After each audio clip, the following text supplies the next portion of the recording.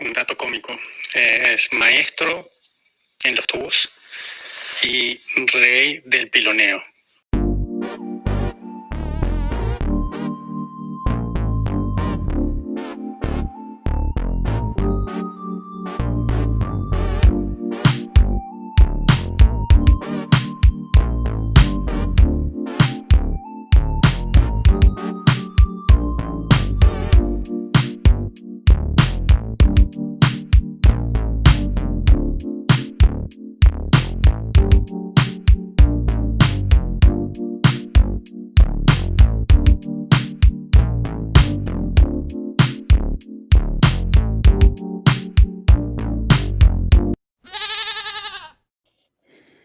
Yeah, mi nombre es Juan Antonio Remecheo Y mi nombre es Simón Torres.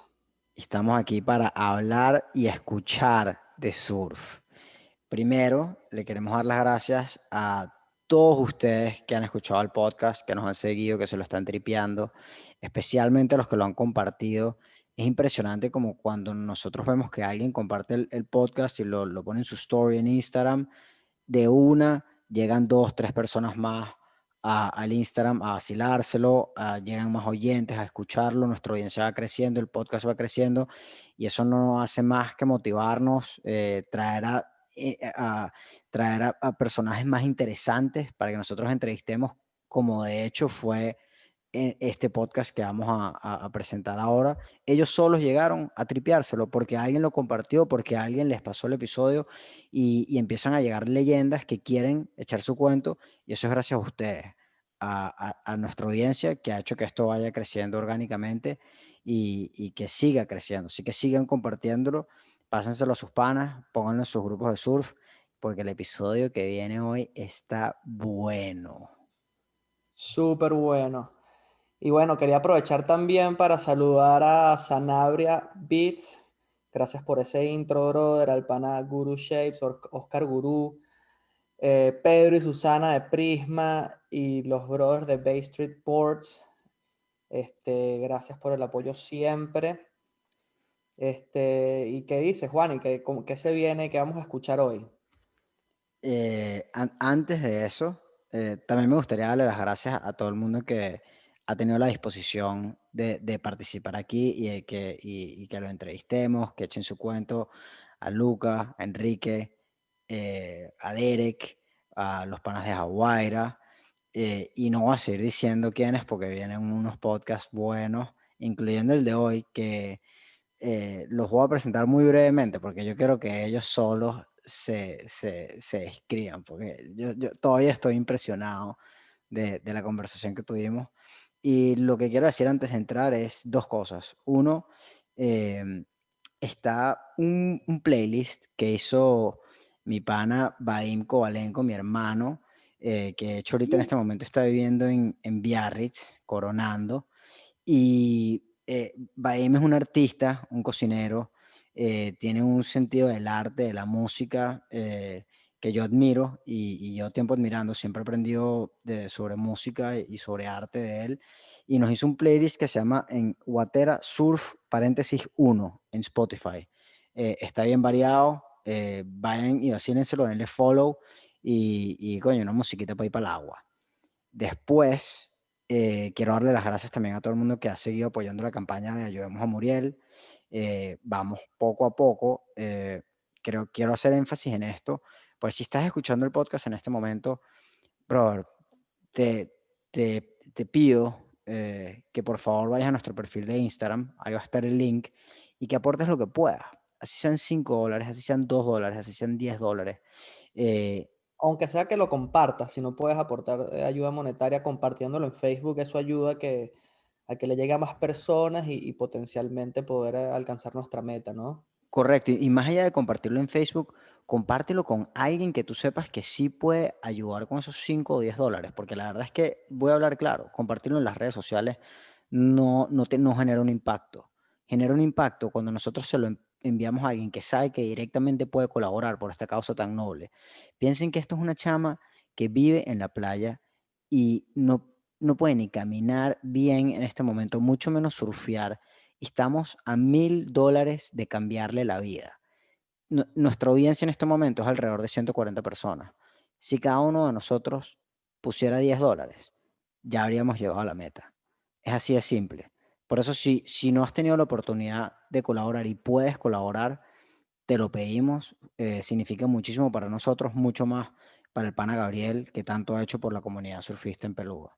Los invitados de hoy, curiosamente, llegaron solos porque se están vacilando el podcast.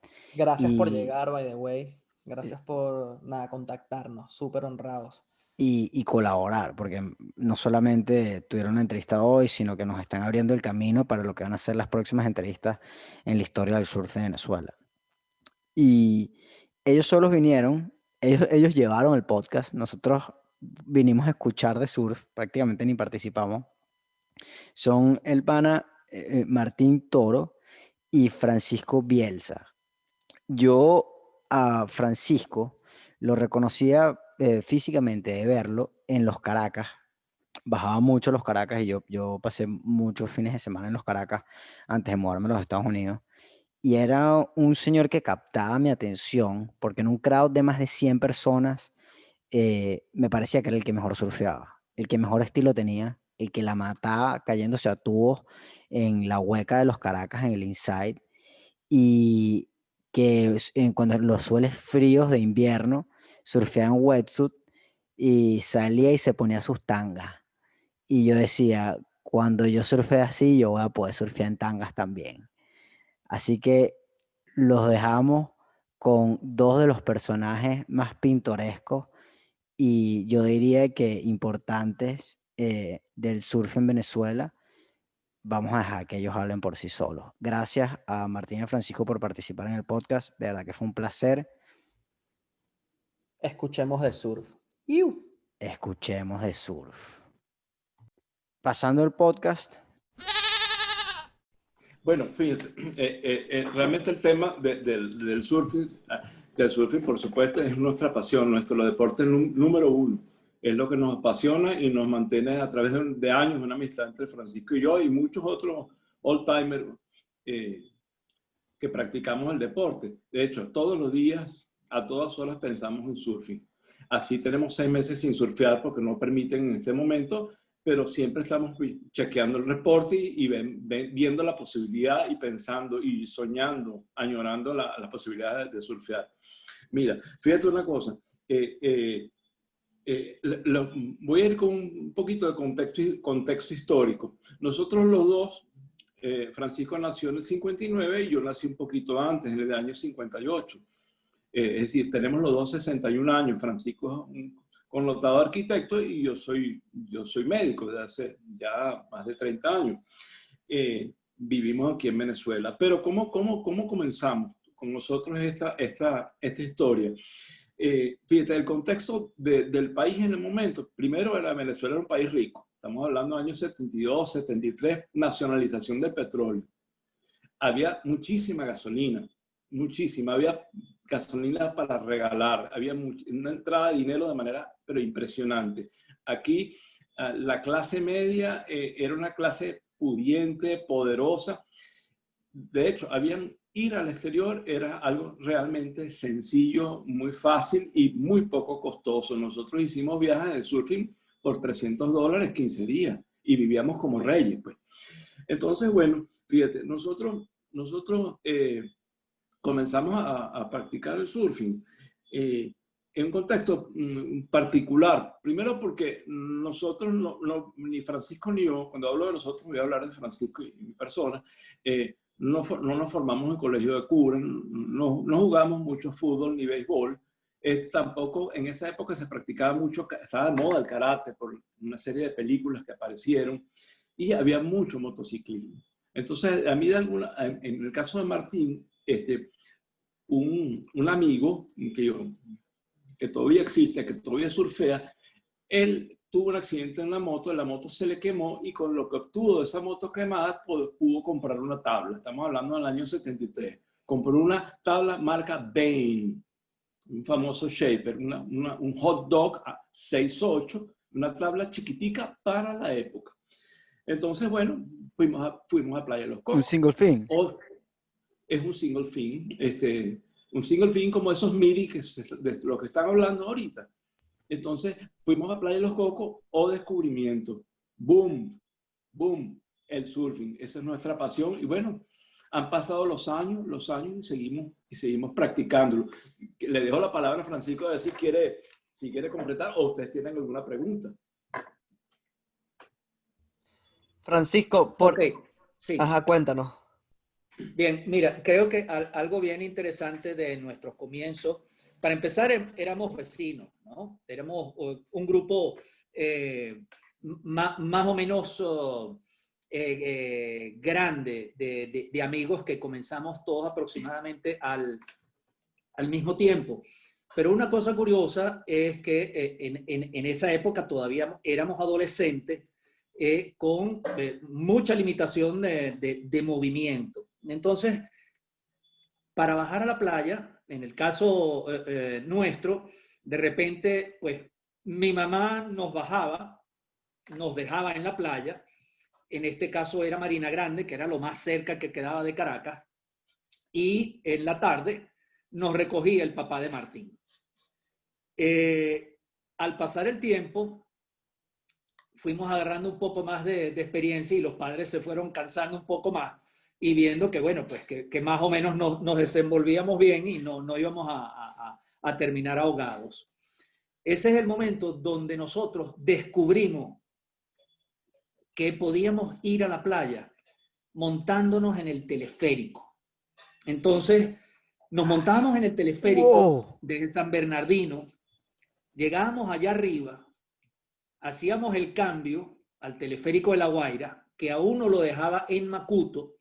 Y una cosa interesante para que también sepan, antes al Hotel Sheraton lo llamaban Macuto Sheraton, los que se referían a él, porque los autobuses que iban al Sheraton iban desde Macuto. Eran unos autobuses nuevos, Mercedes-Benz, que decían que la única referencia que tenían era un letrero que decía Macuto-Sheraton. Y por eso lo llamaban el Macuto Sheraton. Entonces, una preguntita que te tengo, ¿cuánto se tardaba el trayecto de San Bernardino al Macuto Sheraton por teleférico? Y qué increíble, no me había imaginado esto.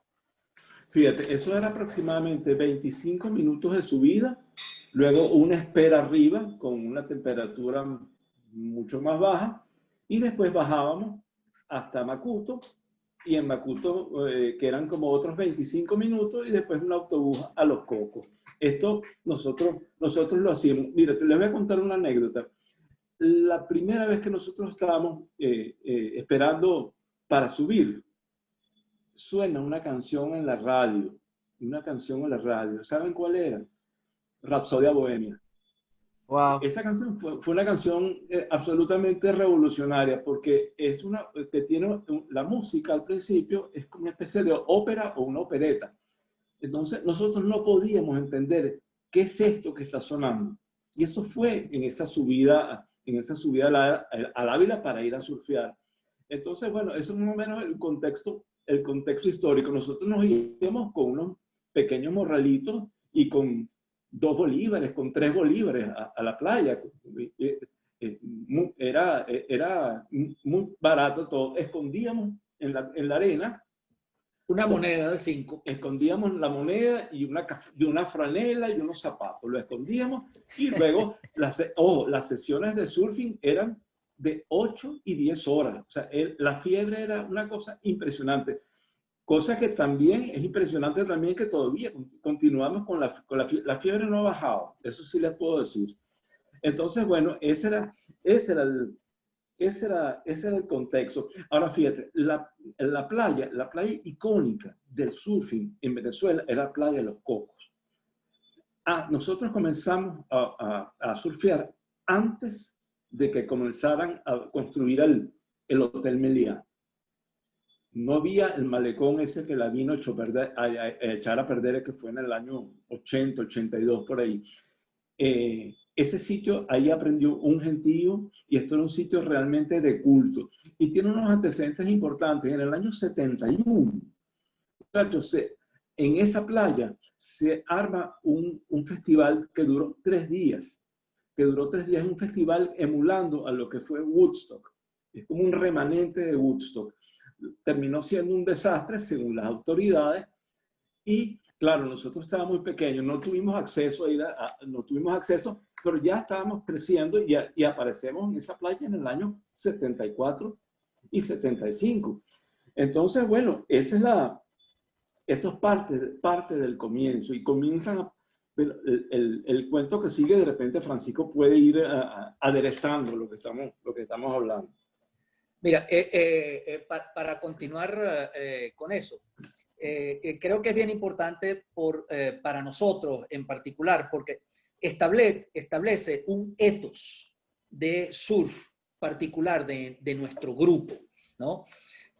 Nosotros éramos surfistas de fin de semana porque, bueno, al tener una educación como la que tuvimos, pues los padres obviamente nos veían a través de la respuesta que nosotros teníamos a nuestras responsabilidades, que eran los estudios. Entonces, igual que ustedes, pues bueno, fuimos al colegio, después fuimos a la universidad y surfeamos en nuestro tiempo libre.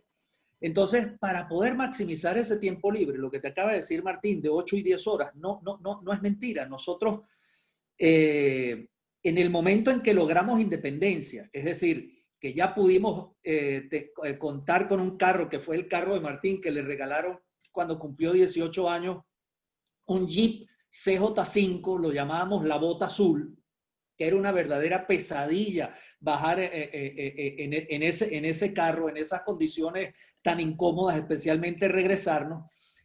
Fue el momento en donde nosotros empezamos a abrir la playa a oscuras, porque claro, cuando bajamos en teleférico, teníamos que esperar al primer vagón del carrocable del teleférico, que salía a las 7 de la mañana de San Bernardino. Y entonces terminábamos llegando a la playa finalmente como a las 8:30. Entonces, claro, para poder maximizar el tiempo, empezamos a madrugar. Y cuando comenzamos a madrugar, que llegamos antes del amanecer, mira, Los Cocos es una playa tan mágica que habiendo olas o no habiendo olas, siempre surfeabas. De hecho, un par de frases que quisiera soltarte en relación a Los Cocos eran estas. Por ejemplo, Los Cocos malo es mejor que Pantaleta bueno. Los Cocos choppy es mejor que Pantaleta glass. Y es que esos eran los dos polos más importantes en nuestro momento de convocatoria para los surfistas, porque Puerto Azul era un club. Entonces, a pesar de que tenía una ola muy buena y que funcionaba muy bien con choppy, era para los del club, aunque nosotros nos metíamos por el río, lo que llamaban el pocito, frente a las canchas, ¿no? Entonces, Los Cocos era una playa que el bajo que tiene enfrente es un magneto de olas. Lo ha sido siempre y más aún en lo que eran Los Cocos viejos antes que hicieran el bulevar y pusieran el malecón pequeño. De hecho, la gran mayoría de las olas, también ahí apareció otra frase que nosotros empleamos, que era: esa ola tiene cara de tubo. Y es porque la ola pegada al malecón, como generalmente son todas las olas de malecón, tiende a generar un bajo que hace que la ola recoja con un hueco muy redondo y muy poderoso. Y creo que eso fue lo que permitió que muchos surfistas que nacieron en Los Cocos, si eran de backside, es decir, de derecha, desarrollaran un backside muy sólido, muy fuerte, basado en un bottom turn muy bajo, que se caracterizó a todos los surfistas de esa playa. Y después los de frontside, entre los que me cuento, a desarrollar un amor y una voracidad por el tubo muy fuerte. Y esa fue la playa que nos entrenó, que nos entrenó a eso. Fíjense, nosotros, ¿cómo se comenzaba en esa época? En esa época no había escuelas, no había cuerdita. A las tablas se le hacía un hueco en la quilla y se le metía un mecate. En el año 74 y 75 aparecen las primeras cuerdas medio elásticas. Y luego cuando aparece el poliuretano, comienza a perfeccionarse. Pero así aprendimos. Entonces, nosotros estábamos aprendiendo en la espuma con una gran fiebre, y los que estaban adentro, ¿quiénes eran? ¿Quiénes eran nuestros héroes? Bueno, mira, Johnny Flores, que vive en Encinitas, que es un arquitecto, que es una persona que sería interesantísimo que contactaran porque tiene mucha historia y surfeaba, un tipo que surfeaba durísimo, durísimo. Y estaba aquí más, el otro superhéroe que es un ícono que falleció tempranamente, que se llamaba Víctor Souto, que usaba tablitas chiquiticos, utilizaba Fish, Hobby y Lightning Bolt 5.8, 5.10 y era un verdadero fenómeno, un catire, pecho de paloma, ex nadador o nadador activo, que era y la otra persona era el negro Chacón, Osvaldo Chacón, que por cierto es un piloto de Fumigación. De fumigación, que ya no está en Venezuela, pero él está activo, pero Víctor sí falleció en unas condiciones muy particulares. Y les he hecho otro cuento. Había un surfista que se llama Johnny Manacho. Johnny Manacho era una promesa y una estrella del surfing. Él falleció en el año 77.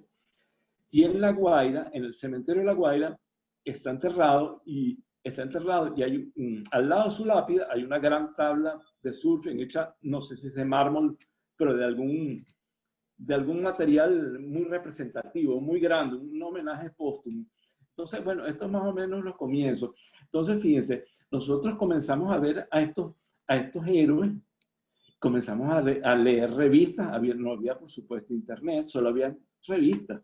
No hablábamos inglés todavía, pero las estudiábamos a nivel de fotografía, todo lo que era el surfing. No sabíamos las playas, no sabíamos los personajes y a veces traducíamos un poquito más o menos las cosas que nos interesaban. Entonces, fíjense ustedes, nosotros, basándonos en estos héroes, nosotros dijimos, bueno, esto es constancia, constancia, constancia. Y para el año 77, nosotros estábamos donde estaban ellos. Donde estaban ellos, es decir, en la punta, en el malecón de los Cocos, dando nosotros las reglas del surfing. Es decir, tú ibas en el año 77, 78, tú ibas a los Cocos y tú te encontrabas a Francisco Bielsa, a Douglas Guzmán, Culo de Gato, a Alfonso Lombrada, y no podías entrar a surfear, tendrías que tener permiso porque realmente éramos una verdadera plaga, las olas eran de nosotros. Dominando ahora, el point, ustedes, pues, los dueños del point literalmente. Y fíjate, eso creó un estilo, y yo se los comentaba a Francisco, que nosotros hemos viajado para muchas partes, ya le va a contar Francisco también, y nosotros somos una ladilla en el agua, una ladilla. ¿Por qué? Porque tenemos ese estilo, eso se llama estilo Los Cocos. escuela. Es la escuela, eso no le deja la ola a nadie. Surfear conmigo al lado, la gente me lo dice, coño, qué ladilla eres. Y Francisco al lado también es fastidiosísimo, porque te está cazando todas las olas. No te descuides porque te quita la ola. Entonces, bueno, eso lo hemos llevado al exterior y a veces nos ha gustado mucho y nos ha traído algunos problemillas. Qué bueno. Pero no sé si tienen una pregunta. Yo quería como compartir este cuento. No sé si, me imagino que conocen a Pedro Amarillo, Pedro Díaz.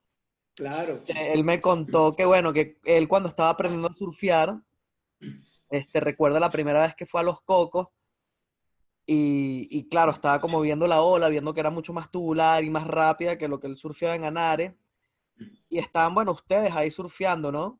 Y se mete así en el point, se sienta al lado de ustedes, agarra la primera ola, se clava de punta y la ola lo revuelca y que sale de Culo de Gato a decirle así con el brazo así, con el músculo bien, bien protuberante, diciéndole, mira, chamo, anda para el inside, anda para allá.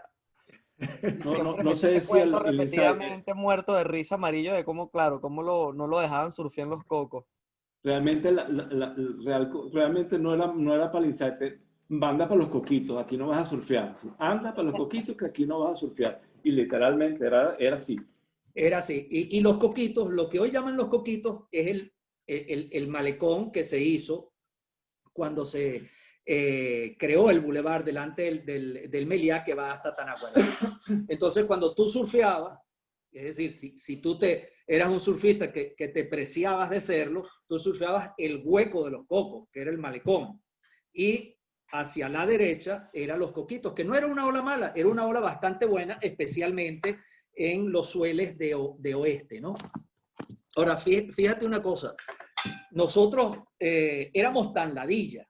No solamente éramos ladilla entre nosotros mismos, por eso hablo de que entre nosotros había un ethos muy particular de surf, en donde teníamos una crítica constante, una joda entre nosotros, pero una joda inflexible, en donde teníamos que surfear perfectamente, porque si no nos caíamos encima uno al otro, insultándonos, diciéndonos de todo. Entonces teníamos mucha presión entre nosotros mismos y comenzábamos a surfear a las 6 de la mañana, y si había olas, mira, podía pasar el mediodía a las 12, eran las 2 de la tarde y todavía no nos habíamos salido. Por eso me refería a que el tiempo siempre lo aprovechamos al máximo, porque era lo único que teníamos disponible, porque sabíamos que después teníamos que cumplir con otras obligaciones. Entonces, claro, inclusive para los mismos de La Guaira, que había cierto recelo y mucha competencia, pues se ponían en el malecón y entonces nos mandaban a salir, nos decían, pero bueno, Francisco, ¿cuándo te vas a salir? Martín, para afuera. Y no nos salíamos. Entonces éramos una ladilla, una pesadilla.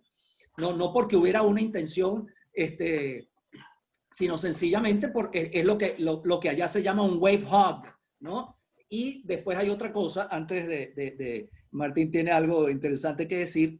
En esa época, en el 76, yo me voy a California.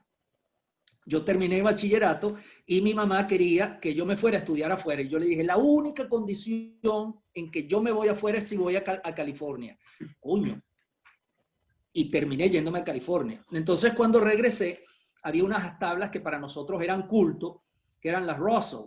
Las Russell se hacían en Newport Beach.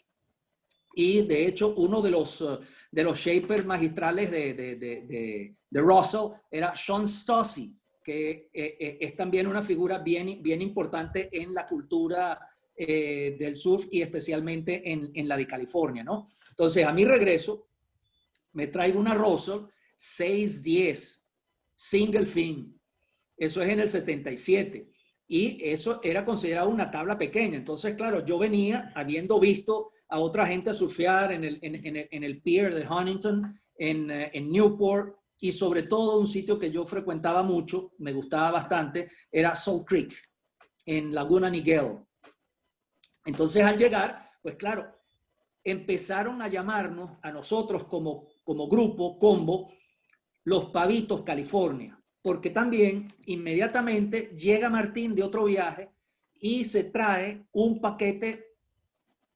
No, me traigo un paquete de los primeros shorts Quicksilver, los que salían en la revista. Nadie los tenía. De Jerry López, los que eran cortaditos. El short era mucho más pequeño, pero eran súper bonitos, y además eran los pros los tenían en la revista y nosotros queríamos tenerlo, y porque pensábamos realmente como unos pros sin hacer competencias de manera formal, ¿no? Entonces, esa época tuvo la particularidad. Pero hay un compañero, ¿no? un amigo entrañable de nosotros que se llama Miguel Martínez. Miguel Martínez Carrizales, que estudiaba en Santiago de León, vecino mío, súper pana. Miguel en el 79 dice, yo me voy a estudiar oceanografía en Hawái. Por supuesto, no estudió, se hizo gerente de Town & Country, de la tienda Town & Country. Wow.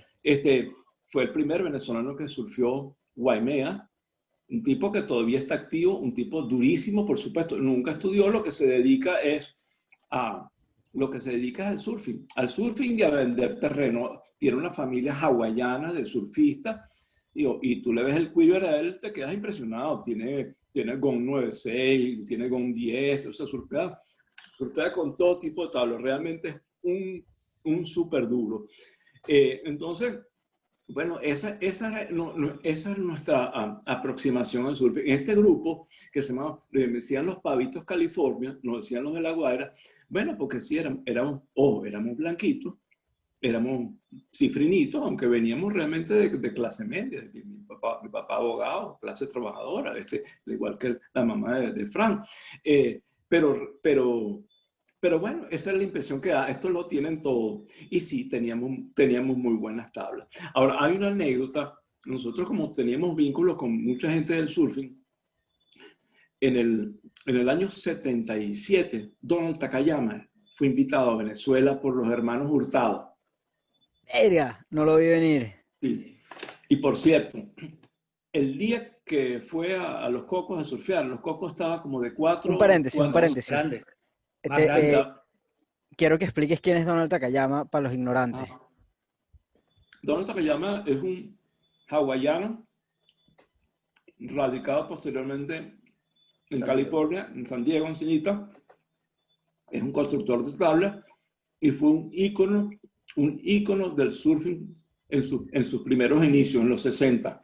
Un hombre bajito, por supuesto rasgos asiáticos, era hawaiano, y además un tipo que tuvo un team de surfing que era súper importante en la época de los 70. Y fue parte Mentor del de Wind David and Sea Nujiwa, Surf Club, mentor ¿no? Que es el club de surf más importante probablemente en la historia. ¿De qué cosa? ¿Qué cosa? Que fue parte del Wind and Sea Surf Club, que es el ¿Cómo club no? de surf Correcto, más importante en la porque historia. su fábrica estaba enfrente. Su fábrica estaba enfrente de Wind and Sea. Y, bueno, fue mentor de David Nujiwa, De Larry Bertman, de Rubberman. de Larry Birdman y de Joel Tudor. exactamente, Joel Tudor, correcto, sí. Entonces, fíjate, él vino invitado, perdón, estoy comiendo, ¿saben que me estoy comiendo? Un pequeño. Ya, bien. Qué Mira, sabroso, buen mira. provecho. Gracias, vale. Y usted una cervecita, qué rico. Entonces, fíjate, él vino y los hermanos Hurtado traen a Donald Takayama. Donald Takayama tenía como un 7'2". No tenía estilo shortboard, sino venía de la transición longboard y una midi, pues. Y Los Cocos estaba buenísimo. Estaba glass como de 4 o 5. Francisco me dice que estaba más grande. Y comenzamos a surfear las olas increíbles y el tipo estaba encantado. Dice, qué buenas olas hay aquí en Venezuela. De verdad que fue uno de esos días especiales. Pero como a golpes de 9:30 de la mañana se aparece la policía metropolitana. Y para afuera. El surfing siempre estaba satanizado de alguna u otra forma. ¿En qué año es esto? Entonces, año 77. Wow, o sea, es que, El un surf, paréntesis, nos estamos preguntando esto, ¿no? ¿Por qué el surf siempre ha sido atacado de alguna forma por las autoridades en Venezuela cuando me imagino que están familiarizados con la situación actual en la que están prácticamente secuestrando tablas? Y sí, esto viene desde el 77. Esto era una pregunta que yo de hecho les tenía. Como desde cuándo somos un objetivo para ellos. Desde siempre. Mira, te voy a decir desde siempre porque esto es una subcultura. Llevabas el pelo largo, relacionado con fumar marihuana. Entonces esto crea una serie de estigmas, como el surfista no trabaja, el surfista es un vago, lo que está pensando en surfear todo el día, tiene el pelo largo, no entra en los convencionalismos del pelito corto. A mí, por ejemplo, me obligaban en el colegio a cortarme el pelo cada vacaciones, no permitían, y eso para mí era una cosa terrorífica, porque yo era rebelde, ¿no? Entonces, sí, esto es un estigma que tenemos de toda la vida. De hecho, nosotros todavía vamos a La Guaira y así viejitos, con pelo blanco, con identificaciones, todavía nos paran y nos cachean, nos revisan. Tú sabes, la humillación siempre está, ¿verdad? Que es una vergüenza esto que pasa. No quería interrumpir el cuento de Takayama, pero sí quería hacer un poco el paréntesis porque me impresionó que desde esta época ya nos estaban Sí. atacando. Pero bueno, lo sacaron del agua, entonces a Donald de ustedes en un día épico Entonces, de los pero coquitos. tú sabes cómo nos sacaron del agua. A Echando pedrada. plomazos al aire, supongo. No. A pedrada. Peor. A pedrada. Entonces nosotros le decimos, mira, Donald, vamos a salirnos y vamos a correr. Entonces nosotros comenzamos a correr, a salirnos por los coquitos y a correr hacia un sitio que se llamaba el Abasto del señor Gabriel, a correr para protegernos, porque no nos llevaran presos. Y este personaje no podía entender qué es esto. O sea, ¿qué está pasando? ¿Qué es lo que hicimos mal para que nos esté cayendo piedra? Entonces es una anécdota bien divertido bueno, angustioso para el momento. Y bueno, la verdad que más o menos nos enseña cómo ha sido visto el surfing por parte de las autoridades, ¿no? Para completar la anécdota de Takayama, vale la pena notar que la primera ola que agarró era un día como de 6 pies huecos, sólidos. La primera ola que agarró se clavó.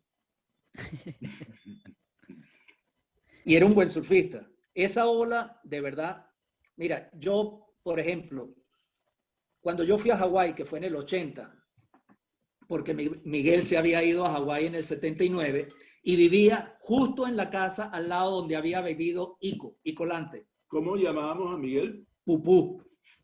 De hecho, Pupú es un nombre muy hawaiano, como Pupuquea, ¿no? Pupú McCoy lo llamamos, por las tablas McCoy.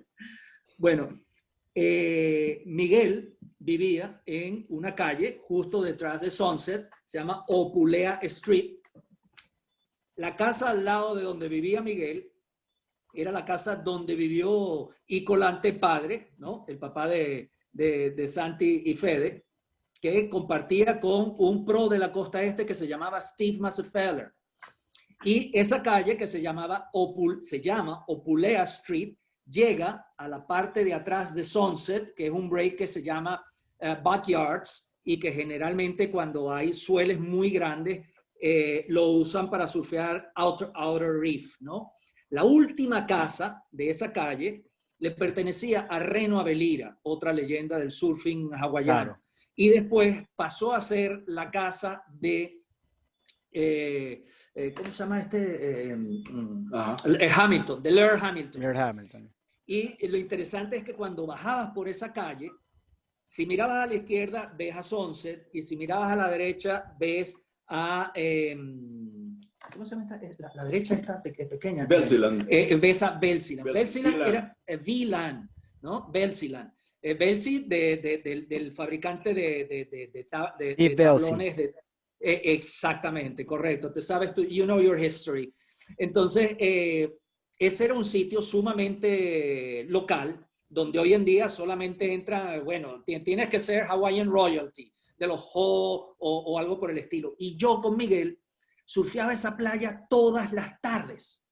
Porque Miguel, cuando llegaba de la universidad, nos íbamos para allá y me decía, eso sí, no me hable. Porque además él tiene el pelo rizado, él es moreno y pasa por hawaiano. Pero todas las mañanas, cuando él se iba para la universidad, yo me iba hasta Pipeline. Y yo surfeé todos los días, todas las mañanas, desde diciembre hasta febrero, Pipeline, en el 80. No es que estaba vacía, pero con muchísima menos gente de la que hay hoy en día. Entonces... No, está bien. Y una pregunta que te tengo ahí para relacionarlo. Sí. ¿Cómo, o sea, porque ya nosotros hemos tenido esta anécdota de Amarillo, de que comparaba los cocos de sus buenos días con Pipe. Tú que fuiste un surfista experimentado en ambas playas, ¿cómo las puedes comparar y relacionar, obviamente salvando las diferencias? Bueno, déjame decirte dos cosas que son contradictorias y si fuera un término sería un oxímoron, pero no tienen nada que ver. O sea, Pipeline es otro planeta, así de sencillo, eso es otro planeta. Pero te voy a decir la otra cosa.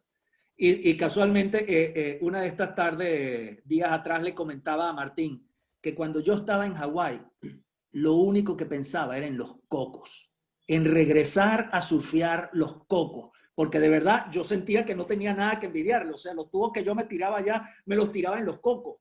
Te estoy hablando de que los mejores días que tú hayas surfeado de un huracán en los Caracas, en los cocos era 8 veces mejor y más grande. Después que nosotros comenzamos a surfear mucho mejor y bajo la influencia de lo que aparece en las revistas y de lo que escuchamos de las otras personas, un destino típico de los surfistas en los años 70 era Barbados, Barbados y Puerto Rico. Nosotros, imagínense, sin ningún tipo de reporte, nos fuimos 4 amigos a Barbados en julio del año 76, terminando las clases, ya creo que graduándome de bachiller. Y bueno, llegamos a Barbados, alquilamos un carrito, eso que se llama Minimoc. Los 4 echamos súper fiebrudos y llegamos a Bashiba. Bashiba es una playa súper consistente. Eso tiene ola y es bueno, choppy, glass, como tú, de pequeño, grande. Es impresionante lo consistente que es esa playa. Pero estamos nosotros sentados en la arena y vemos que se abren las puertas de un carro y se bajan unos tipos que eran, epa, ¿quiénes son estos? Y cuando los vemos, son los Bronzed Aussies. La traducción es, bueno, los australianos de bronce, que eran 3 personas. Eran Mark Warren, eran todos pro, era Ian Keynes y era también Peter Townend, PT. Cuando lo vemos surfear no podíamos creer lo que hacían esos tipos en la ola. Hacían PT usaba unas tablas rosadas, hacía un cutback que se desaparecía en la espuma, se caía y luego se paraba otra vez. Se llama layback cutback. Esto fue una maniobra muy de moda. Nosotros la vimos y bueno, la adaptamos y la llevamos a Venezuela. Además, se veía en la revista, porque luego ahorita les hablo de lo que es los medios para informar. Entonces, fíjense que este Peter Townend, estaban pasando por Barbados porque estaban en el Tour Mundial, el primer Tour Mundial de surfing. De hecho lo ganó PT, ¿no? Y en diciembre PT se coronó primer campeón mundial del circuito de surf. Una estrella, verdaderamente. Imagínate tú, un chamo de 18 años que hiperfanático, que lee revistas, que estudia revistas, encontrarse eso en esos momentos era bueno, estar en el cielo. Y bueno, otra cosa que es bueno recordar, los surfistas no eran muchos en Venezuela, pero en el Teatro Don Bosco de Altamira, que está enfrente de la Clínica El Ávila, pasaron las primeras películas. Ahí pude ver perfectamente con un carrete inmenso a entrar a mi amigo querido, fallecido Ricardo Barbato, y nosotros de 14 y 15 años a ver. La primera que vimos fue Endless Summer. Yo nunca, o sea, la emoción de ver Cape San Francisco, esa ola, y decía, no puede ser, esto no puede ser que esto exista. Alucinante la película. Y la segunda que vimos fue Pacific Vibration, o Vibraciones del Pacífico. Pero quiero decirles una cosa, este movimiento que es antes de nosotros fue un movimiento bien productivo. Ellos tienen una película que es una película de culto, que es del surfing venezolano a principios de los 70, que se llama Ondas Helicoidales. Cicloidales. Esa película yo no la he visto, pero sé que existe y ya sé de un jurásico que tiene la película y prometió verla. Esto es verdaderamente una joya. Después, ¿qué películas vimos? Vimos Five Summer Stories, Liquid Space, Fantasy, que eran unas películas increíbles, ¿no? No sé, Francisco, Fantasy la vimos en nuestro primer viaje a Puerto Rico en el 79. Después de ese viaje en el 76, graduación, yo me voy fuera y al regresar, bueno, ¿qué es lo que nos queda? Bueno, el Hawái del Pacífico, Puerto Rico, del Caribe. Y nos vamos con, mira, esta tarde lo estaba comentando con Martín, $300. Al sitio donde llegamos nosotros, que es en la punta de Rincón, en el extremo oeste de la isla. Llegamos a un sitio que ellos llaman colmado. Colmado es un supermercado. Entonces era este colmadito que en la parte de abajo tenía unas habitaciones, eran más bien como unas celdas tirando a mazmorras, donde pagábamos $1. Y con $1 por esa habitación entrábamos 3. Jaime Norman, Martín y yo.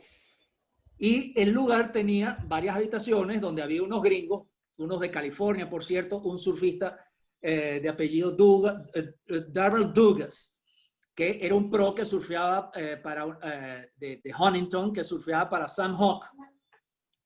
y bueno, había una nevera común y nosotros nos robábamos, bueno, la comida, la leche y los refrescos de los gringos, ¿no? Imagínate, $1 la noche. Y en la parte de arriba, en la entrada del supermercado, había un billar. Y un día estamos ahí y entra un personaje australiano que me mira y se caga de la risa y empieza a decir, ja, ja, ja, nano, nano, nano, nano, que era el personaje de Robin Williams de la serie que se llamaba Mork y Mindy. Entonces, claro, en aquel momento yo tenía una melena muy, muy larga, parecida a la de Robin Williams. Este señor era Neville Hyman, el que posteriormente fundó la marca Neff y luego Firewire. La tabla que él tenía, O se cuando yo la vi, conocieron en Puerto Rico. Sí, sí, en el 79. Eso fue diciembre del 79. A mí me pareció tan fuera de lo común, y además una tabla pequeña, era un 6 pies, que yo al verla le dije, nada, yo quiero esa tabla, te la compro. Mira, yo tenía $300 y estaba dispuesto a darle lo que me quedaba, pero yo me iba con esa tabla para Venezuela. Total que no pude convencerlo, pero una persona tan noble como Neville, como Nev, me hizo la tabla y me la mandó. A partir de ahí tuvimos una relación de amistad y comercial bastante duradera, que después también casualmente en Puerto Rico, en 1988, en el Mundial de la ISA, el Mundial Amateur. Donde participó Enrique Aular, ¿no? Que Enrique nos contó. Correcto. Yo era el manager del equipo y yo venía de las Islas Canarias con una tabla que me había hecho Phil Osher, cuando Phil Osher, que fue era el entrenador del equipo australiano, que fue el que promovió la ida de Enriquito para Australia, él vino a Venezuela y se quedó en casa de Alberto Machado, que Alberto Machado hay que incluirlo en una conversación y es un capítulo bien importante. Se acaba de mudar para San Diego. Que lo tienen allá cerca. Entonces, bueno, él llegó a casa de Alberto en Altamira, como te digo, éramos todos vecinos. Y entonces hizo unas tablas acá. Entonces yo me llevé mi Phil Osher para Islas Canarias, surfé por allá y nos encontramos en Puerto Rico. Y cuando llega Enrique, mi gran sorpresa es que llega con una tabla 6-6 de rieles azules, shapeada por Neff, de 6 canales. Me quedé loco y bueno, y de ahí en adelante, bueno, para empezar, Enrique llegó surfeando durísimo, durísimo, impresionante. Porque además hay una relación bien común, así como esa relación de 6 grados de separación entre las personas y terminas conociéndolos.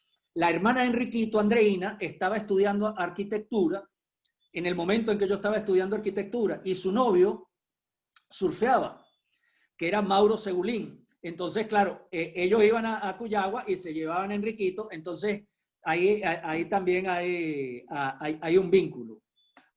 Sí, fíjense, y bueno, estamos todavía, Francisco se fue para un poquito para los 80, los 70, bueno, surfeamos muchísimo, pudimos ir a Barbados, a Puerto Rico, yo fui a Tobago y surfeé la derecha de Mount Irving. Esa derecha es impresionantemente buena, es un reef de coral, una punta con una ola larguísima, la surfeé con mi primo Juan Andrés, que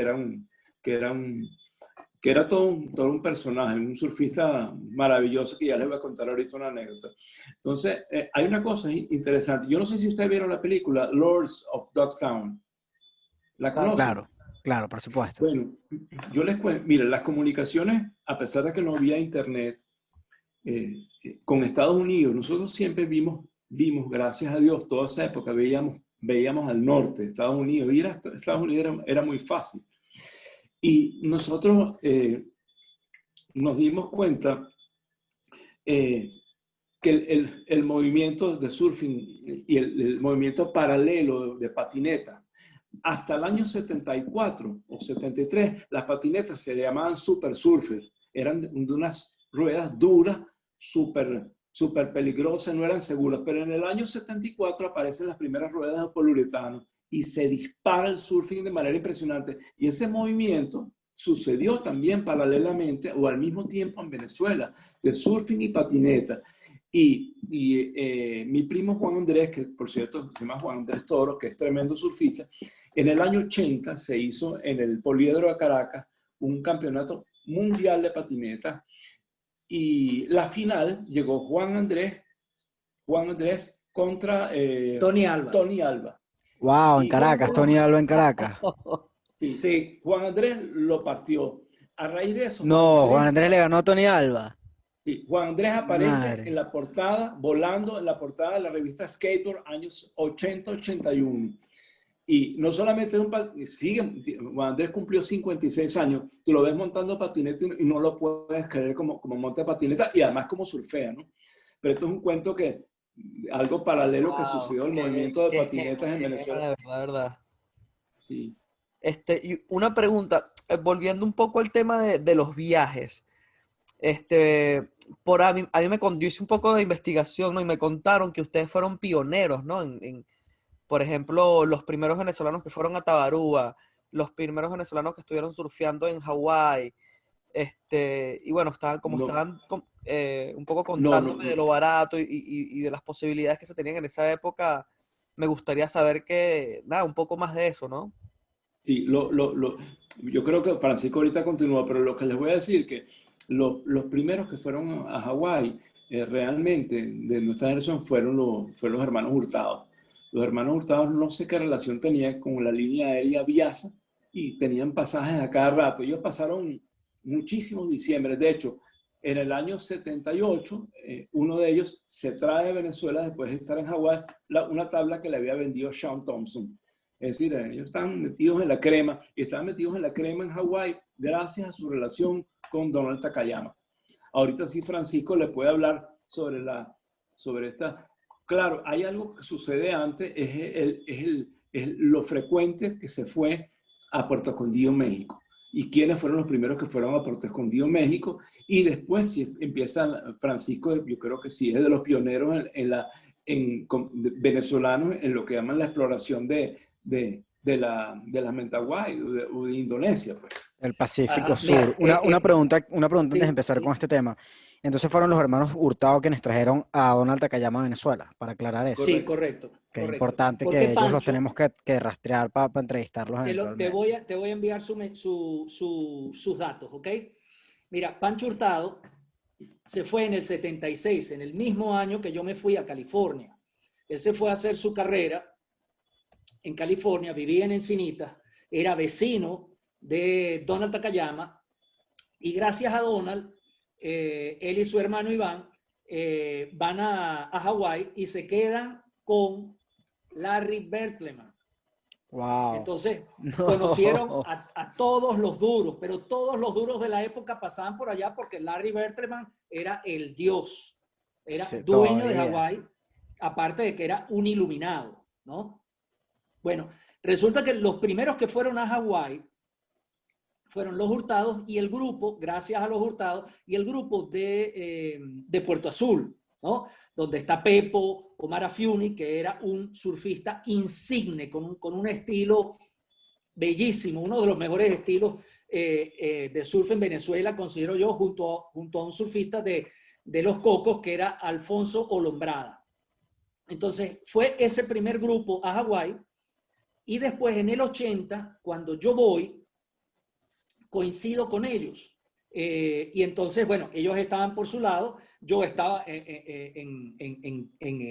quedándome con Miguel, y entonces, bueno, coincidimos un par de veces. A ellos, a ninguno les gustó mucho surfear pipeline, y surfeaban más cerca de donde ellos se estaban quedando. Ellos se estaban quedando en la casa de un doctor que vivía justo en la punta de la Niaquea. Entonces surfeaban la Niaquea, que es una derecha, y surfeaban del lado izquierdo de la Niaquea, que es una playa que se llama Yocos, que es una izquierda muy buena, pero es una izquierda bastante soft, suave, que al lado derecho de ese point de Yocos está una playa que se usaba mucho para surfistas de town, porque llegabas a la Niaquea, llegabas a Jaleiva de town, y entonces lo primero que te encontrabas era Jaleiva, después la Niaquea, Jocos, que la compartía, y Chance Reef. En ese momento era como Kodak Reef, Chance Reef. De ahí viene Hawái,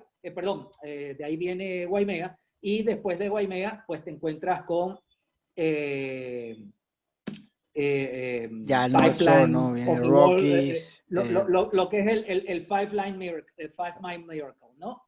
Bueno, yo en el 79, después de haber ido a Puerto Rico con Martín, yo tenía una novia en la Facultad de Arquitectura y había quedado fascinado con una portada de una surfer, donde salía un surfista que después hizo una tienda muy grande que se llama Newport Surf and Sport, que era Paul Hosenthal.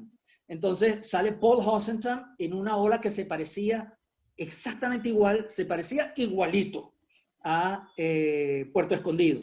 Entonces decido ir sin conocimiento ninguno a Puerto Escondido. Resulta que ya había habido un grupo explorador que incluía el viaje por Costa Rica de Luca Bentivoglio, que por cierto escuché el podcast con él y estuvo buenísimo. Entonces habían ido Carlos Cefati, el Flaco Guillermo, ¿y quién más? Ellos tres. Bueno, habían ido ellos tres, pero ellos pertenecen, Luca Bentivoglio es una generación anterior a nosotros. Luca puede tener 65, entre 65 y quizás 67, 68. Sí, nació en el 55. Como mucho, ¿no? Nosotros somos la generación siguiente, la generación de Enriquito, Alberto Machado y Juan Andrés Toro, es la que viene después de nosotros, que tendrían hoy en día alrededor de los 55, ¿no?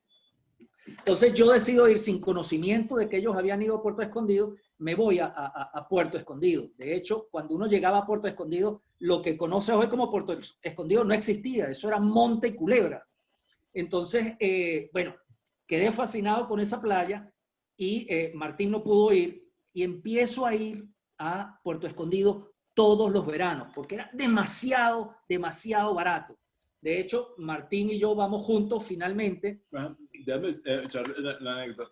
Bueno, realmente nosotros estábamos acostumbrados, yo estaba acostumbrado a surfear olas chiquitas, pues. Yo surfeaba para la época, surfeaba muy bien. De hecho, yo parto para Puerto Escondido, me llevé dos tablas, un 610 y me llevé un Twin Fin 510. Y surfeé casi siempre con el Twin Fin 510.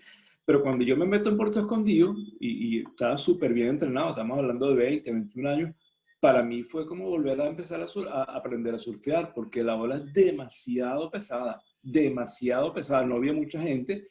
De hecho, ahorita que estuvimos hace un año, estuvimos en Puerto Escondido y no estuvo muy grande, nos metimos en un día trancón, pequeñito, y realmente recordé el poder que tiene esa ola, el poder de golpeo que tiene y cómo te estampa contra la orilla, que realmente, bueno, yo por lo menos ya yo no estoy para esa ola. A Francisco ese día, es decir, justamente hace un año en Puerto Escondido, lo vi arrancar en una ola realmente lo más grande y lo más trancón del mundo, pero a él le encanta, toda la vida le ha gustado ese desafío de la cosa más, de ir más allá, de más peligroso.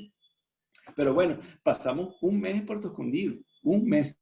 Y Francisco, bueno, teníamos mucha plata, vivíamos muy bien. Los mexicanos y los gringos nos llamaban los millonarios. Los millonarios. Sin serlo. Sin serlo. Entonces, de repente, ya al pasado el mes, bueno, vamos a pararnos, Martín, en Costa Rica. Bueno, vamos a pararnos en Costa Rica. Y llegamos a Costa Rica y bajamos del avión, nos montamos en el carro y llegamos, dormimos, al día siguiente vemos Boca Barranca como de 3, 4 pies, bellísimo, larguísimo, bueno, para adentro. Y después, en la tarde, nos vamos a lo que es Jacó, o a Playa Hermosa. Playa Hermosa no tenía nada, tú tenías que abrir una puerta de un potrero, te metías con el carro, no había nadie, nosotros estábamos timbrados, porque la arena de Playa Hermosa era oscura, era un sitio negra, no estábamos acostumbrados. Ojo, las tablas estaban como de 4 o 5 pies, o quizás más, glass, bellísimo, y no había nadie metido, o sea, no había surfistas, pues, era para nosotros. Entonces, esa fue una experiencia muy, muy chévere, de un viaje muy, muy divertido, muy largo. Imagínense ustedes, de 23 años, lo que piensas es surfear y echar vaina. Me recuerdo una vez que yo me quedo dormido, hablando de Francisco siempre ha sido un surfista destacado, y me levanto un poquito más tarde, y de repente yo voy caminando hacia el beach break y yo veo una ola inmensa, inmensa, y Francisco metido en el tubo completamente desafiado. Yo sí, fui un poquito más, lo que decimos cagón. A mí no me gustaba tan grande, pero no me gustaba tan grande. Eso pega duro, desafía. O sea, se les digo, esa ola es... Sí, Esa ola es Playa Hermosa, Simon y yo de hecho tenemos una experiencia que hicimos un trip juntos. no, Playa Hermosa no, me refiero a Puerto Escondido.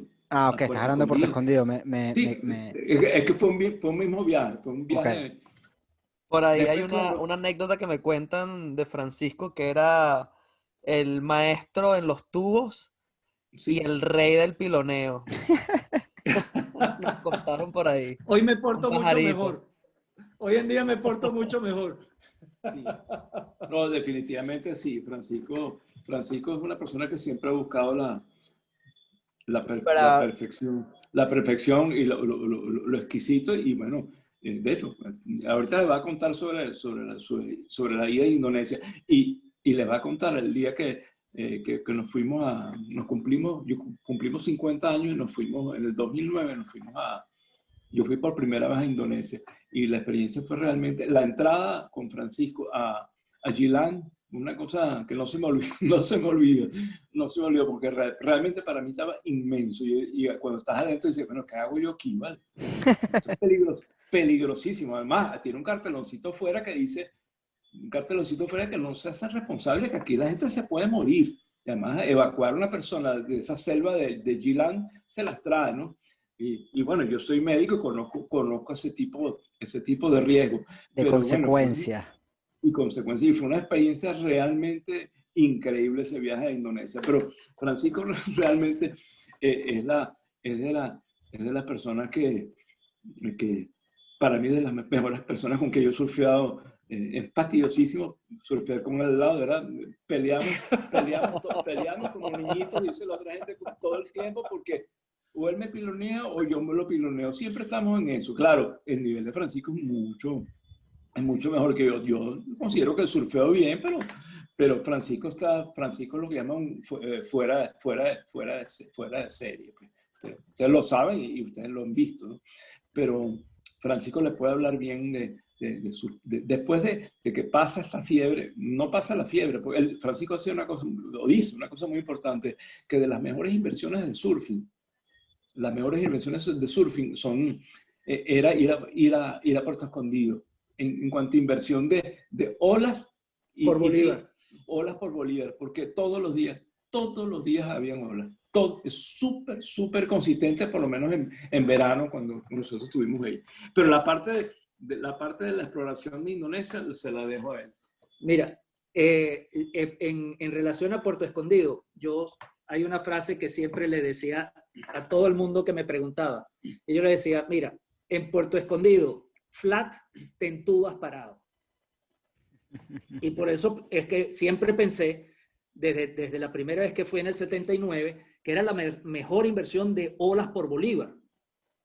Y tan es así que la primera vez que yo entro en contacto con Indonesia fue en el 77. Yo estaba terminando mi estadía en California y en la revista Surfing sale una portada que no es Indonesia, sale Honolulu Bay, pero en su interior hay un reportaje de Jerry López y Peter McCabe surfeando Uluwatu, ni siquiera Gilan, nada más Uluwatu. Me pareció tan fascinante y quedé tan prendido de esas imágenes, además una izquierda interminable, perfecta, que ojo, Uluwatu no es perfecto, pero así se pintaba, ¿no?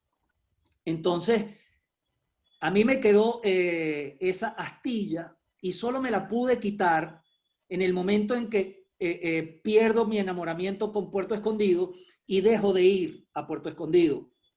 Y en el 2000 voy por primera vez, a mí me pareció muy tarde, después de que conocí Indonesia, pero después que yo conocí Indonesia en el 2000, estuve yendo todos los años. Y bueno, me quedaba un mes y mencionaste a Tabarúa, sí, en efecto, yo no fui el primero. ¿Por dónde empezaste en venezolano. Indonesia? ¿A dónde fue el primer lugar que fuiste? Uluwatu, por supuesto. De hecho, El primer día que llegué, yo no había olas, eso fue a finales de julio, y llego a Binguín, porque bueno, a pesar de que era el año 2000, no estaba tan desarrollado como lo está hoy, y todavía ibas por eso que sería el equivalente al North Shore, que se llama la península del Bukit, que es la parte más sur de la isla de Bali. Entonces llegué y preguntando, eso estaba lleno de carteles por todas partes. Hoy en día hay tiendas por todas partes, pero antes no había tiendas. Entonces veían carteles y todos decían Surfer Beach. Bueno, pues entonces me metí en el primer cartel y después entendí que era Binguín. Y solo al día siguiente logré llegar a Uluwatu, después de haber surfeado Binguín, muy bueno. Y éramos 3 personas nada más. Por eso yo no entendía muy bien el asunto hasta el día siguiente. Pero lo que te quería decir es que todos los años, yo fui hasta el 2010, absolutamente todos los años, a Indonesia, ¿no? Y esa fue una época en que yo me casé en el 91 y empecé a tener, digamos, unas exigencias de dedicación de tiempo que tú lo debes saber, porque en uno de los podcasts escuché que tienes un bebé recién nacido y que vives con tu esposa en Texas. Entonces, claro, la familia exige mucho tiempo y, pues bueno, durante el año yo prácticamente no surfeaba, no bajaba a la playa. Pero ese mes aprovechaba y era el mes de los niños en su camping y tal, y entonces ese era el mes mío. Y entonces era tu camping. Surfeaba. Sí, ese era mi camping personal. Entonces surfeaba en Indonesia, hacía mis saltos a Yilan y otras playas, pero logré meter así de contrabando una semana en Tabarúa, que en aquella época, en el 2000, mi primera vez que fui, y abro un paréntesis, yo no fui el primero, como decías tú hace un momento, Simon, yo fui el segundo. Un amigo, ahora se me fue el nombre, él se fue hace mucho tiempo a España, él fue el primero en ir a Tabarúa y su experiencia fue muy mala y casualmente era época de olas, pero tuvo mala suerte y no agarró olas, eso fue en mayo. Pero yo, obviamente, también estaba enamorado de la ola de Tabarúa y fui la primera semana de septiembre. Era muy difícil ir y tenías que ir por todo un proceso, porque además Tabarúa era una concesión exclusiva. Cerrado en ese momento, ¿no? Por eso dices de contrabando.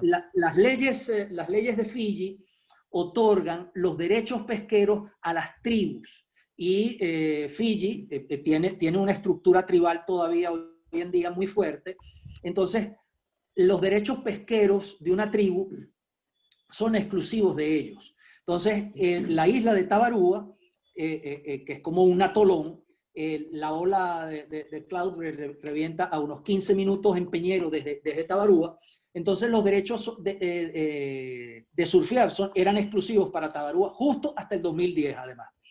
Entonces, después de Indonesia, yo me iba una semana, que era la primera semana de septiembre, a Tabarúa. Y surfeé Cloudbreak, y de hecho esa y Padán Padán son mis olas preferidas del mundo entero, de las que he surfeado y de las que he visto, ¿no? Entonces, yo hoy en día diría que cualquier persona que se dedique al surf tiene que hacer su viaje de peregrinación. Si antes la Meca era Hawái, hoy en día es Indonesia. Sí, fíjate, una cosita. Yo fui cuando tenía 50 años, cumpliendo 50 años, nos fuimos a Uluwatu, a Bali. Fuimos a Bali y a Yilan. Fue una experiencia realmente impresionante. Además fue como un sueño realizado, porque de adolescente veíamos esta revista donde está el artículo del viaje de Peter McCabe con Jerry López, que por cierto me recuerda una anécdota de lo que cuenta Peter McCabe ahí, que de repente estaba metido en el agua, él no surfeaba a nadie, y comenzaron a jalarle la cuerda para adentro, pero para adentro, y luego de repente lo soltó, pero no sabe qué pasó. Entonces ese tipo de historia, nos dejaron toda la vida. Pues imagínate, a los 50 años yo puedo ir a Tabarúa y paso por la cueva, entro, surfeo la ola. Realmente fue un sueño hecho realidad. Y Francisco tiene razón. Yo creo que todas las personas que se precien de surfing, además, ¿saben qué? No es muy caro, no es muy caro, es muy barato. Y estando ya con poco dinero, yo me compré 2 o 3 tablas, las vendíamos, pero bueno, y hay olas, en esa época hay olas todos los días, realmente una ola increíble. Les voy a irme un poquito atrás, otra vez vuelvo al año 79, pero para que Francisco hable otra vez en el año 78 se hace un campeonato muy importante, que es el primer campeonato nacional. Y bueno, nos inscribimos nosotros como club, Francisco, y a la final entraban 5 al agua. Entraron Alfonso Lombrada, Douglas Guzmán, Francisco Bielsa, Edgar Campos, que es un tremendo surfista que vive en las Islas Canarias, y Martín Toro entra. Por supuesto, ganó, por supuesto no, nosotros siempre pensamos que a Francisco lo habían robado, que había surfeado mejor que Douglas Guzmán, culo gato. Yo quedé como de cuarto o quinto, pues yo agarré el pellejo. Pero bueno, fue una época bien chévere porque competíamos y los pavitos California, bueno, siempre daban la talla, siempre daban escuchar, además las tablas, los tinfines. Bueno, aquí eso lo quería contar. Y Francisco puede, no sé, puede... Sí. ¿Ustedes tienen alguna pregunta? Sí, dime. Sí, quiero preguntarles, pues no nos queda mucho de esta llamada, de este Zoom, y quería preguntarles, más allá de esta, o sea, tienen una amistad que he perdido la cuenta cuántos años tienen de amistad, cerca de los 50 años de amistad en los que lograron cumplir una meta, como fue irse juntos a ese viaje tan épico cuando cumplieron 50 años, que desde antes de que sus papás los llevara a la playa, y eso me parece increíble que estén los dos aquí juntos compartiendo estas historias con nosotros. Entonces quería que hablaran un poco y que cerraran un poco este episodio del podcast, porque vamos a tener otro episodio juntos sin duda. Pero pues son muchas historias y no las podemos encajar todos en uno solo. Pero quiero que cierren un poco este episodio, luego a hablar del viaje tan épico a Taurua, en qué ha significado el surf para ustedes en su amistad, cómo han logrado llevar todos los buenos y malos momentos de la vida con el surf como herramienta, y cómo han llegado a estar aquí hablando fiebrúos con nosotros dos de surf en este podcast, y con esta pasión que tienen. Quiero que hablen un poco de eso y que cierren el podcast con esta vibra tan positiva y de alguna forma transmitiendo toda esta buena energía con la que han llevado el episodio. Bueno, déjame empezar a mí y que termine Francisco, que Francisco tiene muy buena labia y escribe muy bien y puede darle mucha poesía a todo esto, ¿no? Bueno, sí, efectivamente, este deporte, este descubrimiento allá por los años 70, y lo que ha hecho es afianzar una amistad, una complicidad. Francisco y yo, de repente, vemos una situación y ya nos reímos porque sabemos de que nos estamos riendo. Es una estrechísima y queridísima amistad. Y el surfing definitivamente ha permitido unir esto. Yo ahorita me considero un soul surfer. A mí no me gusta el surfincito ese de brinquitos y aireitos. De hecho, cuando veo un video de esto, lo paso, no me gusta. A mí me gusta un carving, ¿cómo se llama? Este chamo de California, que el catire que toca Connor música. Coffin. Connor Coffin me inspira muchísimo. Me encanta como surfeo Jordi Smith. Pero el surfing es parte de nuestra vida, de verdad. Es como, lo tenemos en nuestro DNA, lo tenemos estampado en nuestra piel, en nuestra... realmente toda mi vida ha sido surfing. Sí, yo soy médico, pero yo estoy en quirófano trabajando y yo pienso en surfing. Yo me veo con Francisco a la cara y digo, bueno, hablemos, podemos hablar una hora y media de quillas. Y con Francisco se puede hablar más de quillas, de canales, de tipos de tablas. Y de nuevo, estás surfeando cuando hablas de surf, ¿verdad? O sea, no, una cosa que hemos hablado también en el podcast es que no tienes que estar en el agua para estar surfeando y Y- fluyendo en el mismo feeling que sientes surfeando. Nosotros ahorita yo siento que estamos surfeando, ¿no? Absolutamente, absolutamente. Y te voy a decir una cosita para que Francisco termine. El surfing, fíjate, Francisco y hemos conversado sobre la controversia de las piscinas de ola. Las piscinas de ola, el llegar a esos sitios, sí, sería increíble, pero realmente la parte de la esencia surfing es la búsqueda constante del día perfecto y del recuerdo perfecto con los panas, con esa ola que agarré a primera hora de la mañana que pegaba el sol y te iba bajando la ola y te entubaste o hiciste un cutback o un snap muy bonito. Realmente esto es una búsqueda. Yo no creo que esto concluya con una piscina. Es una búsqueda constante. Es como buscar, para el surfista, buscar el santo grial. El santo grial hay que ir a buscarlo a Indonesia. Yo creo que ese es el sitio, esa es nuestra meca, nuestra peregrinación para el sitio. Bueno, yo cierro, les agradezco muchísimo. Fíjense, a mí la historia, yo soy un gran lector, Francisco también, Francisco escribe, y la historia realmente nos conmueve, la historia nos conmueve porque la historia es lo que somos nosotros ahorita. Nosotros estamos llenos de historia y es lo que somos ahorita. Y el hombre que desconoce la historia, yo no sé si decir la palabra está destinado al fracaso. No es así. Pero por los tiros van por ahí. Bueno, Frank. Mira, bueno, plenamente de acuerdo con Martín, y como seguramente tú lo compartirás con tus amistades también, llega un momento de tanta confianza que no solo da asco, sino que también desarrollas esa telepatía que te permite comunicarte solo con una mirada.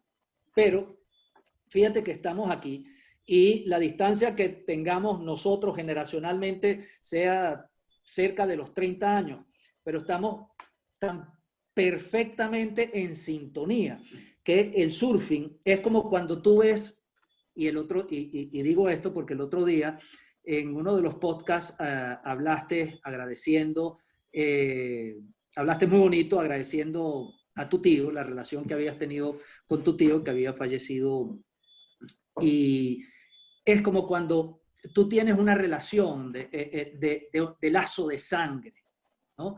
Y ese lazo de sangre tú lo reconoces no necesariamente a través del contacto físico, como decías, estás surfeando cuando hablas, y cuando tú ves la foto de un familiar tuyo que te precedió en generación, inmediatamente reconoces un rasgo. Estos son los ojos de mi mamá, estas son las cejas de mi papá, esta es la nariz de mi bisabuelo, y empiezas a establecer ese vínculo. Con el surfing creo que pasa algo similar y me gusta mucho haber tenido esta breve conversación con ustedes porque he notado ese gusto por la historia, el conocer los nombres y las situaciones que son comunes a todos nosotros y nos preceden, ¿no? Entonces, cuando se establece ese vínculo, no es necesario conocerse, no es necesario ninguna otra relación salvo el saber que surfea, como aquel refrán era el lema comercial de Billabong, ¿no? Que decía, only a surfer knows the feeling.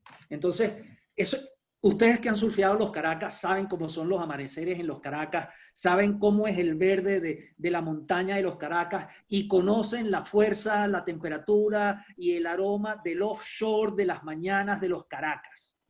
Eso inmediatamente nos conecta y por más diferentes que puedan ser nuestras experiencias, nuestros niveles de surf, nos pone en el mismo plano, nos iguala. Todos somos surfistas. Y bueno, sabemos que hay diferencias entre todos nosotros, pero en ese momento somos iguales. Por último, vamos a hacer una recomendación, Francisco Bielsa y yo. No te nos tires adelante.